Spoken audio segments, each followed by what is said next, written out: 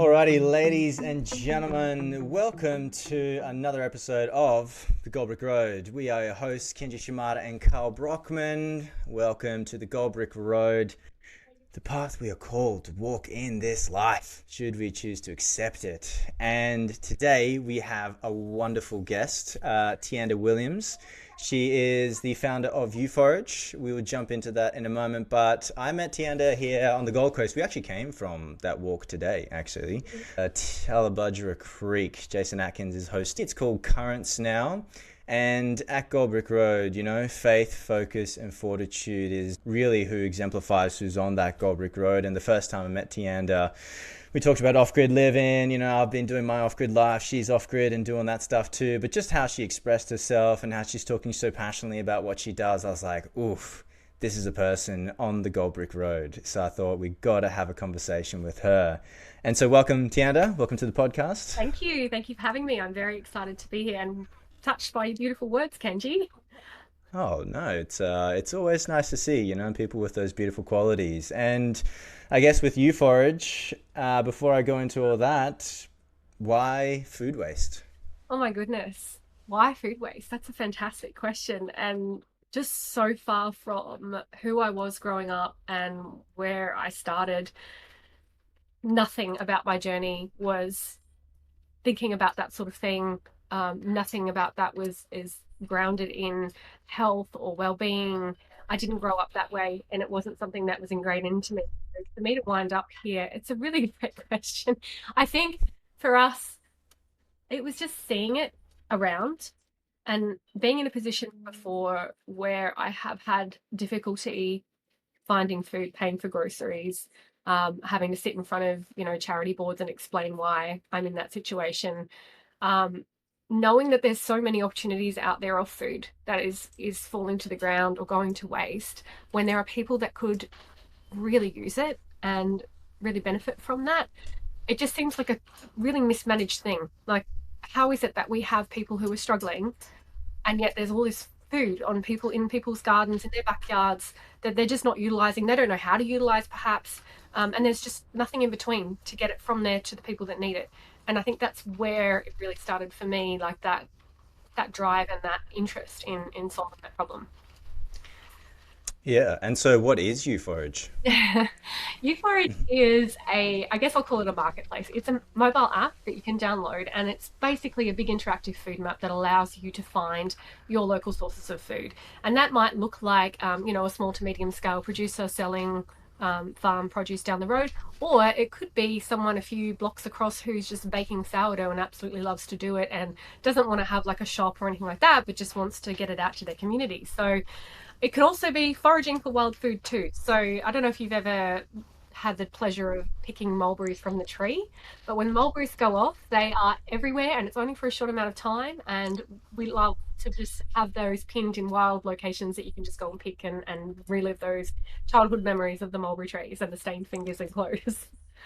Oh wow, as in you've got those locations pinned in the uForage app? We do. So obviously where we're from in the Northern Rivers is really abundant with listings on the app. And as it spreads out further, it starts to thin out a little bit, but we're definitely gaining traction and getting more and more listings every day. And it's a two-sided marketplace. So we're relying on people to pin stuff as well. So if you love that sort of thing, or know where produce is, or you know where a roadside stall is that's really great for your community, you can jump on the app and pin it yourself. You don't need to own the produce store. You can just do it as a visitor.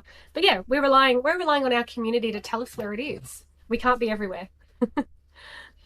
Interesting, because yeah, there's a mulberry tree around me as well. I saw it just dropping hard on the ground, and my girlfriend and I thought, well, it's in front of someone's house. Do we or don't we? But it kept falling. We thought we got to. Yeah, we took a little container and went out there and picked a whole Why bunch. not? I mean, the etiquette, like foraging etiquette, is a whole nother conversation. But the right thing is always to knock on the door. Essentially, if it's hanging over the fence or if it's on the council side street, then it's free, fair game. But I still believe it's nice to knock on the door if you can. Yeah. That's how I got my last car. I was out on the street and just picked it up. I'm really curious, Tianda. You mentioned that you just grew up in a world that was so different to this. So Yes. different. Could you tell us a little bit about that and maybe Yeah. how you can see the the breadcrumb trail in hindsight to where you are now? Okay. So I'm an only child, and often that's perceived as me being spoiled or, having like all the things that I wanted, and it just wasn't the case. My parents own their own business, worked very, very hard, and I spent many evenings, many weekends, much of my school holidays working in that space with them. They had a bricks and mortar store, and it was takeout. I was deep in surf club and training, and nutrition should have been a thing, but it just wasn't. It was just like what's quick and easy. And I remember, like, through primary school, heading into high school, my meals, like, if my mum and dad gave me money for canteen, I would 100% buy a chocolate bar and a bottle of Coke, and that was my lunch. So, and I would often skip breakfast because I just didn't feel hungry.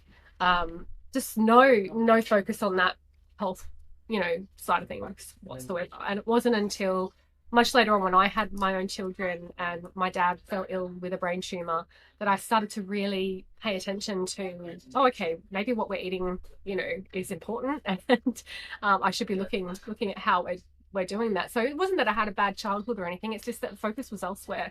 They were trying to survive and keep our business afloat, our family afloat, and the focus wasn't on home cooked, homegrown, none of that. It was just convenience, what's quick and easy.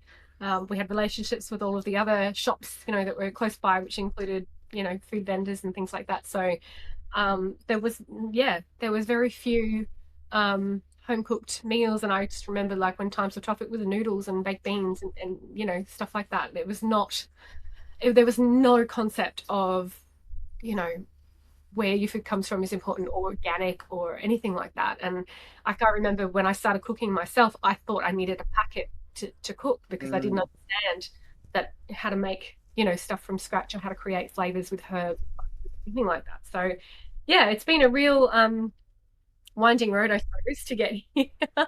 But grateful all the same for that experience and for that understanding of how food affects. And I'm paying now, later in life, paying the consequences for that kind of lifestyle when I was younger. Yeah, I was going to say, did you notice a drastic effect Absolutely. from that point to now? Yeah. Look, I'm starting to go through perimenopause, which is a whole thing, like, in its own, realm. But I think your metabolism, all that sort of stuff, gets affected by, your habits when you're younger.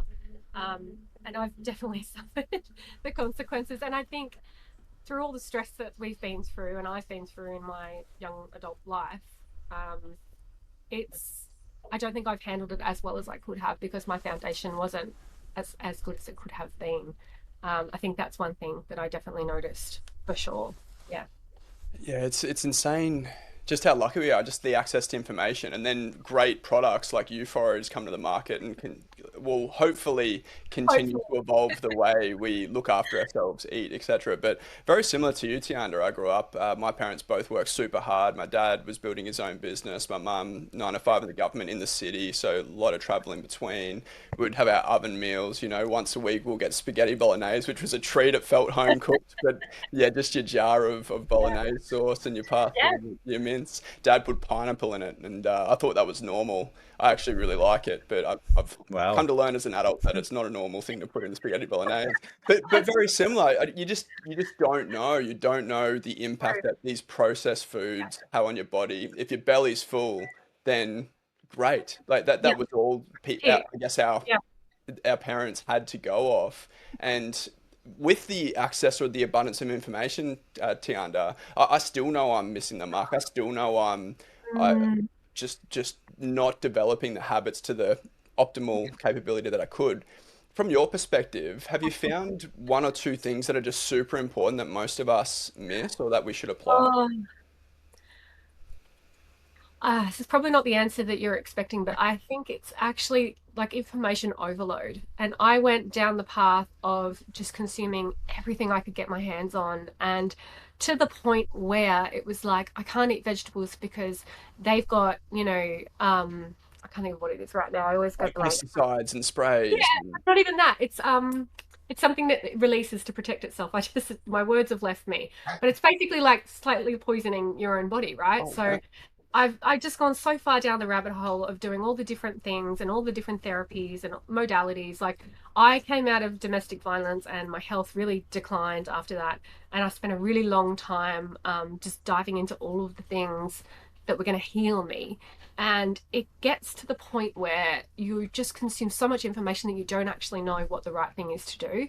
And now that I'm coming out of the other side of that, I think it's so important, and maybe the thing that people are missing is actually just tuning in and being present within their own body and feeling what feels good for them. Because for some people, vegan diets are amazing. For some people, carnivore diets are amazing. It comes back to your foundation, your body, and what works for you. And I think in that world of information, it can just get so lost and it can almost become toxic, just consuming all of that. What am I missing? What cold plunges, hot plunges? Well, cold plunges aren't so good for females because they are different and built different and get different reactions from the cold hot contrast. There's so much information. At the end of the day, what feels good for you? How do you feel when you're consuming that food? How do you feel when you're practicing that thing or going to that therapy? I think it comes back to how we yeah, how we feel and getting back. I think I was so numb from everything. It just took me such a long time to realize that that's such a piece of the puzzle. Yeah. Yeah, so important. And so, how did you start to simplify that information overload to amplify positive health impacts? That's a really good question. I needed help. I went with a coach and she was talking some very, very different things to what I had learned. And I just surrendered and decided that she has been doing this. She's got a proven track record. I'm going to trust in this person's, ability and what they've studied and what they are passionate about. And I'm going to hand it over and I'm going to just forget everything I know and decide how it feels. And that was the first steps to me. And so, was that a business coach or a health That was coach? a health coach. Yeah. Yeah. Yeah. Different. Two different things. I've realized in terms of business health, they go hand in hand. And when people talk about investing back into their business and all that sort of stuff, for me, I am the business. I am the one running the show. And if I am exhausted and not sleeping and feeling like crap and not eating good food, then the business is going to suffer. So for me right now, investing back into myself and my health is investing in the business. And that's how I have to look at it. I can't do it any other way because I've felt the other extreme of it. And I know what it means when I don't care for myself. Like after the floods, I remember being in Byron Bay with the kids. We went and stayed at a warehouse there. We had family that had a place there, and that was just getting out of here and going somewhere that was safe and not covered in mud. And we went to the playground, and I had my son, who was about, I think, like 8 or 9 months old. I was breastfeeding in my arms, and the kids were playing on the playground. And I just like all of a sudden had this moment, and I looked around and I started saying to the kids, "Where's Solomon?" And this is the child that I'm breastfeeding. "Where's Solomon?" Panicking, like standing up. "Where's Solomon? I can't see him anywhere." And one of my children came and stood in front of me and just put their hands on me like, "Mum, you're holding him, you're feeding him." And it was just like, I was so far out of my body. It's just, I know now the consequences of that, living that way and continuing not to care for yourself. So I think I've come full circle and now understand, and I'm still not there. It's a journey, it's a practice, it's a learning, it's a constantly evolving thing. I don't think you'll ever have it done perfectly right. There is no perfect. What is perfect? Who decides what perfect is? It doesn't exist in my mind. So yeah, it's a journey that's just continuing to unfold. I personally loved your answer just about feeling, and Mm. I guess the more or the deeper I get into walking my gold brick road, the more and more I learn this relationship with how I feel. I've noticed that intuition and discernment play a huge role in us navigating the complexities of the world. And as you were pointing to earlier, analysis paralysis is a huge thing, and me personally has led to spouts of depression and really challenging times. Back to that feeling thing. It has become such a powerful asset. I grew up with my gut. I grew up just trusting my gut. I guess that's what you do when you don't know the world. And then you learn a lot of perspectives, a lot of different things, how you've been conditioned, how people think you should be, what you need to do to achieve the approval of your boss, all of these things. And you sort of you start living, well, for me anyway, I start living in my head. It was very intellectual, logic based, like all of these things. And again, then it becomes so easy to think about things in a pros and cons list, or Yeah. just be suffocated by fear. Every reason not to do something, every reason not to try, every reason not to take a step forward. But as I've learnt more and more into feeling, and as I've learnt more and more about myself, it's funny how I've come full circle and been able to trust my gut again, or actually lean into how I feel about things more purposefully. Yeah, so important. So important and so hard to do when you're under so much stress.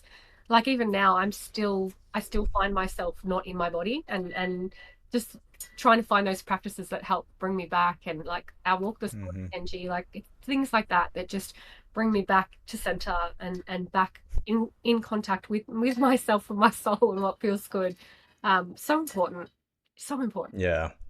And I know for me, skateboarding's a huge one because if I'm skating and I'm not mind body, I know hard. I almost had a panic attack at the skate park the other day. I was not mind body. But with that whole health journey and where you are now, what does success look like for you now? Wow. I don't know yet. I think I felt it before. I've been there before, very briefly.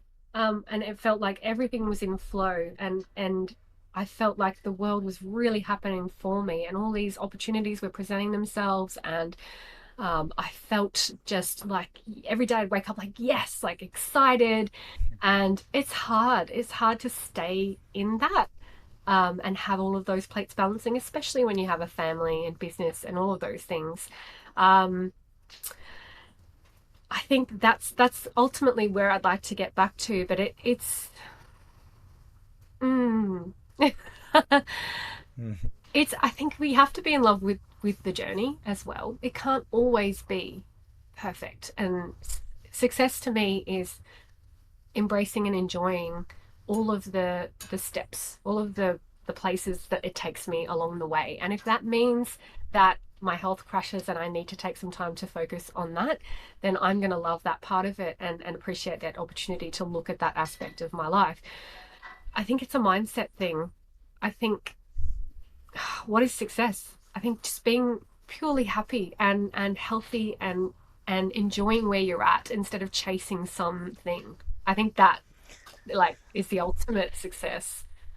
Oh, I love it. I love that you say that because we've talked about that so much, Carl, about what is the Gold Brick Road, you know? Is it over there? Is it over there? But it's nowhere else but here. And as you say, and we call it the unpretty Gold Brick Road sometimes, you know? It's not always paved in rainbows and sunshines. It's got its ups and downs and but that's what makes it beautiful, right? That's what makes it beautiful. I'm so pleased you said that because when I got this invitation and it was talking about the gold brick, I'm like, crap, I'm not there yet. I'm not qualified to talk about this. Yeah, it's the Goldbrick Road, not the Goldbrick destination. Hey. Yes, thank you. Thank you for pointing that out. And so we're in 6 to 12 months time now with uForage and everything. Where do you see yourself as this goes along? Where would I like to see myself? Well, I'd like to see Mm, myself earning money because that's something we haven't achieved yet with uForage. We haven't monetized it, and it's been a very tricky kind of thing to navigate. The pillars behind uForage are connecting community, reducing waste, and ending hunger.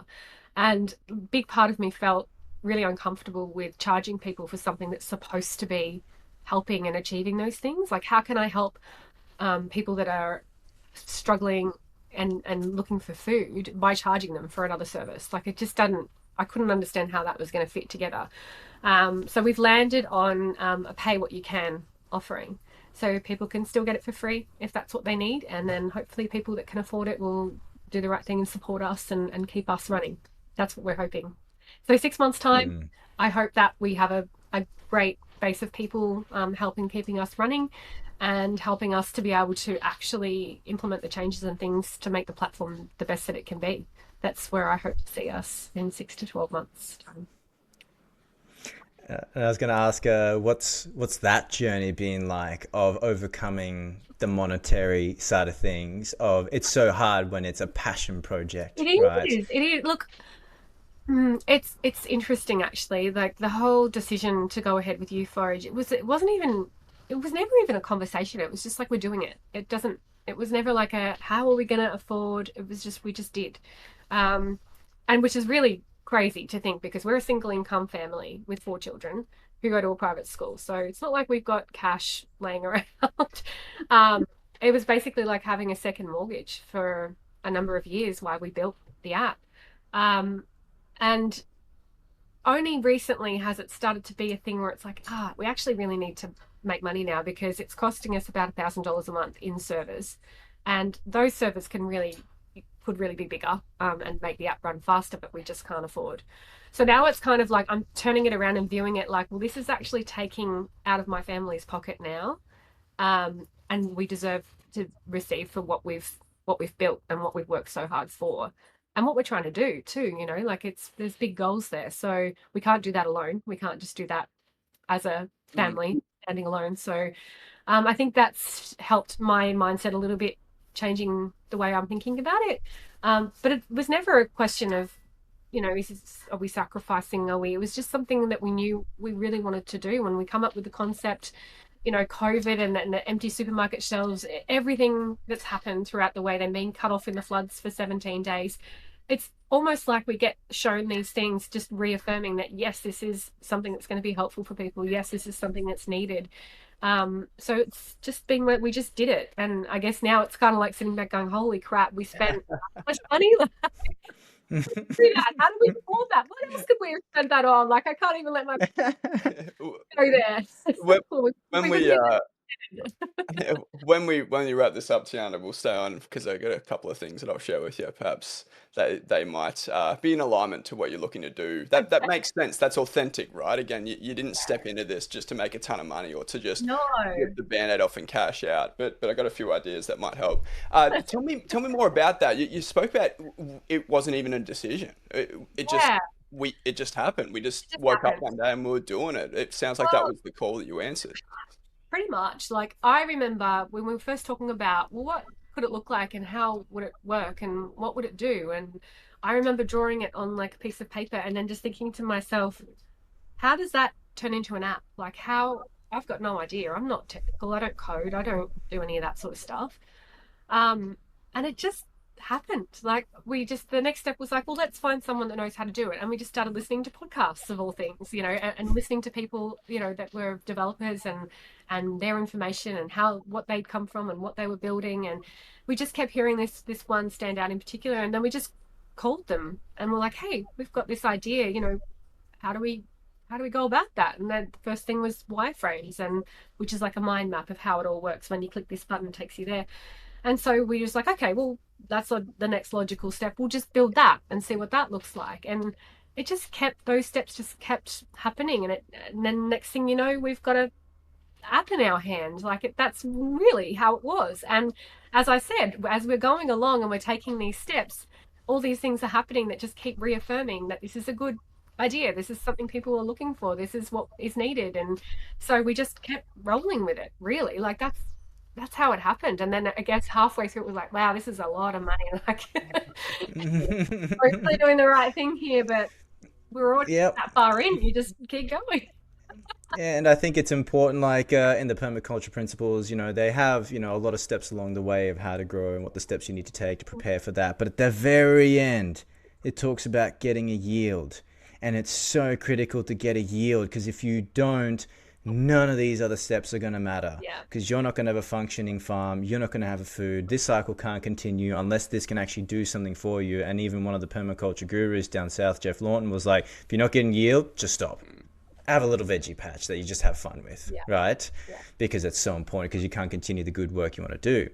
But that moment, like you said, you had the app in your hand. How did that feel? Oh my God, incredible. And it just was like, looking at it and then remembering those drawings and just being like, I can't believe we did that. Like, how did we do that? It's even now just like, I don't know how that happened. It just did. And it was great to see it working and then seeing people run with it and like, I still get such excitement out of opening it now and seeing new things on there that I didn't see before, especially in other countries, like seeing America sort of running with it a little bit. There's about 150 listings over there, and none of that, I have not paid for a single ad. I have not had anyone helping me do this. It's literally just me trying to figure out TikTok and Instagram and all of those things. and that's it, and word of mouth. And to see that growing and people actually getting the concept and running with it is so exciting, like so exciting. And knowing what it can mean, you know, for in my mind, there is enough food in the world for everyone. It's just a matter of For sure. where to find it and connecting the people, like I was saying earlier, the people that have the stuff with the people that want the stuff. How do we make those connections? And in my mind, there is enough food for everyone. No one should be going hungry. Why are people still going hungry in 2025? Makes no sense to me. So I guess, yeah, like knowing what could be possible is really, really, really exciting. And just hoping that this is it, and that people will get it and run with it and understand the true intentions and what we hope it can achieve. Our vision here at Gold Brick Road is to empower freedom with faith, focus, and fortitude. And I'm curious, Tianda, since you accepted the call and you just flew into meeting this perfect person at the right time and developing this thing at the right time and ended up here speaking to the best guys that you could speak to in Queensland. Tell me how faith, focus, and fortitude might have played a role in this journey for you. Oh my goodness. No, this is a really good question. I can't explain that to you. From a very, very young age, when I was about 17, I moved out of home. I had never moved house before. I had the same circle of friends. I went to the same primary school, the same high school, never changed, schools, never had to make new friends. Got my dad, we're very well connected through the surf club. So opportunities for me, to get a job were easy. Like I didn't have to try very hard. It was all very safe where it was. And I was with this great boyfriend for like 3 years, which is crazy as a 17-year-old. And I just knew it wasn't the right thing for me long term. So I left that and my world kind of turned upside down, and I started dating this new guy off a rebound, and he was a concreter and he was going to go to Airlie Beach because there was all this concreting work there. And I went, yeah, sounds great. I'm just going to go and see what happens. And I was looking for jobs on Seek or whatever for Airlie Beach. And I found one as a paid lifeguard. And I thought to myself, there's no way. Like every lifeguard would just be going. Yes. If I had the skills for the surf club, I was like, I'll apply. What's the worst that can happen? And they called me. I think I applied like on the Monday or something. They called me on the Friday and they said, we want you to start Monday. And I was like, oh, and everything became really real. And I went home to my dad and just cried and said, I don't know what to do. And he's like, well, do you want to do it? And I said, well, yeah, I think I do, but I don't know anyone in Airlie Beach. And so we formulated a plan. My dad was a big risk taker like me. If I'm unhappy, I'm out. Like I'm not staying for security, job security, nothing like that. And yeah, so he helped me formulate a plan. I had like $100 or $150 in my bank account. It's like just full risk taking. I rang some of my ex-boyfriend because I broke up with that guy. I rang some of his mates and they were in Airlie, and I was like, listen, we've broken up, but I've just got a job in Airlie. Can I just sleep on your couch until I can find a place? Like it just was the first time I ever just did something crazy out of the box. And I cried every day for the first 3 months of being in Airlie Beach, but it taught me so much. And I can't explain it. I've always known if I take the leap, then the universe has got me. You can't open another door until you close the other one. That's I've always lived by that. I can only put it down to my dad's just philosophy and the way he was and how he took risks, which my mum hated. But I've always known that if I just try, then the universe has got me. And that's how I've lived my life, even from a very young age. I remember going to Airlie Beach and just forcing myself to go to a cafe and sit at a cafe and have a meal on my own, just because it made me so uncomfortable. But I understood that the growth and the lessons were in the things that I was most uncomfortable with. And I've carried that through my whole life. Yeah, so faith, that's the faith. Couple of powerful little sound bites in that one, Tianda. My goodness. For sure. Thank you for sharing that wisdom. The treasure is always behind the dragon, isn't it? Yeah, it is. And I like, even with this risk, I understand it's huge risk and it may not work. It may not pay off. But what am I going to learn along the way? Because the lessons in what we're doing, and that's what I meant when I said too about the journey, loving the journey.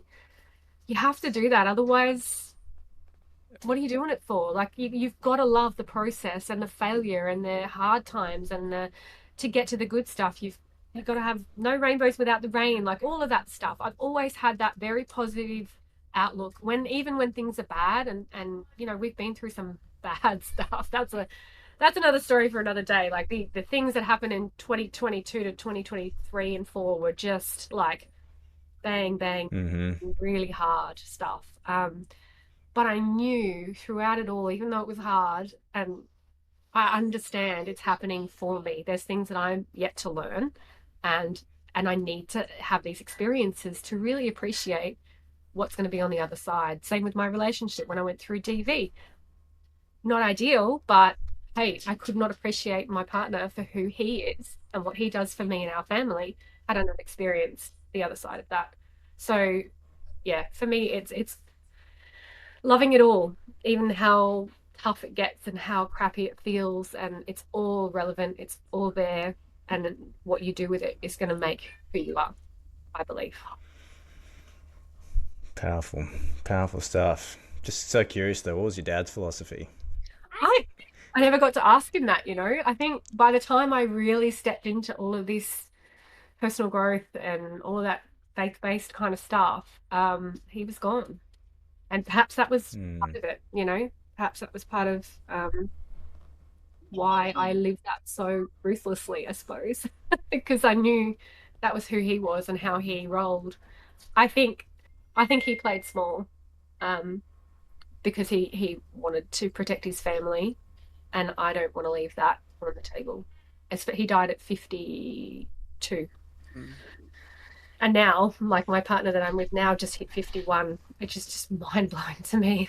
Like it's realizing, I mean, when I was 20 and my dad was 50, I thought he was kind of old, but now the people I'm surrounding mm. myself with are those milestones. It's like, wow, he had so much life left to live. And I just know had he had the chance, he would have just attacked it, just gone out there, guns blazing, just trying everything. He was the guy, like he had his finger on the pulse. Whatever was new, we had like intercom systems through our house, and like and we were the envy of everyone because we had all the gadgets, like all the things, and we were watching the footy while no one had access to, you know, we had satellite phones and just whatever was happening, he was there. He just loved chasing, you know, what was new and exciting and adapting it and learning how to use it. And yeah, I wish he was still here. I really do. I think there's still much Mm. from him. Yeah, and interesting that you said that there was still that part of him that played it safe for, a certain reasons there. And for us at Goldbrick Road, our big purpose is for us, the people who have got the drive on the Goldbrick Road, to become the movers Yeah. and not the ones that are moved Yeah. by society. And so, from yourself, Tianda, and also from uForage, but what's the biggest message that you could give to those people that are on their Goldbrick Road about to That are walk or choosing to be the movers. Oh, I think it just comes back to that enjoying the being in the dirt, enjoying the journey, enjoying every part of it, the grind. Because if you're just chasing that destination, I just don't think you're ever going to arrive. I think you have to understand that in it is the best bits, like the hard bit, but it's all worth it. Like, what is life if it's all just sunshine and roses? Imagine how fucking boring that would be. Like, Yeah, they take talk. the risk. Take the risk. Obviously, not to a point. Like, if uForage doesn't work, it doesn't work. We've lost a lot of money, but we're not going to lose our home. Like, there's risk and then there's risk. I think, we've taken a big gamble, um, but we haven't put our family at jeopardy. I mean, my kids would disagree because they think that shit that they You don't have an intercom in we the are house in jeopardy, anymore. mum. Yes. it's a roof over our heads. In my mind, I'm like, well, we could be living in a car. Like this is shit's good. Yeah, yeah. Yeah, it's all relative, and I just think be in love with the journey and be in love with the struggles and all of it. Just embrace it all, and know that um, you have to experience the polarity to get to the other side of and enjoy the good stuff. Yeah. Beautiful, beautiful. Thank you so much for that, Tianda. And with that one, we will make sure to add all your locations to find you in the show notes. But I've got uforage.com.au. Can they find your app on the App Store as well? They can, absolutely. Yep, just searching the letter U and the word forage, no spaces, that will land them on the app. And I did set up a new Instagram because I just had my personal one that just is like, you know, gosh, It's it's hard been to conflate the two. Hey, like I've just you. And I was like, oh, people want to follow me because of you. I don't think they need to see all of that. Like, okay. So I have created a new Instagram page, which I intend to share this kind of stuff. You know, what I've been through, how it shaped me and business and life and kids and all of those things as well. Awesome, awesome. Yeah, we've got uForage on Instagram, Tianda Williams on Instagram as well. But apart from that, thank you so much for joining us today, Tianda. Carl, is there any last curiosity you'd like to ask before we clock off? No, really appreciate your time. Your story was really powerful, and I'm sure we could have done this for a lot longer. The last thing I just wanted to reiterate, Tianda, was you're the winner, you learn, right? You mentioned that this might not pay off, however, it's already paying off in spades, and I actually have no doubt it's going to pay off materially as well. But thanks so much for your time. Thanks, Carlo. Awesome. Thanks, Kenji. No worries. Thanks so much for joining us today, guys. As usual, click like, subscribe if you enjoyed that. Post your comments, chuck some stuff in there. We'd love to hear from you. But apart from that, enjoy a Gold Brick Road. We'll speak to you next time.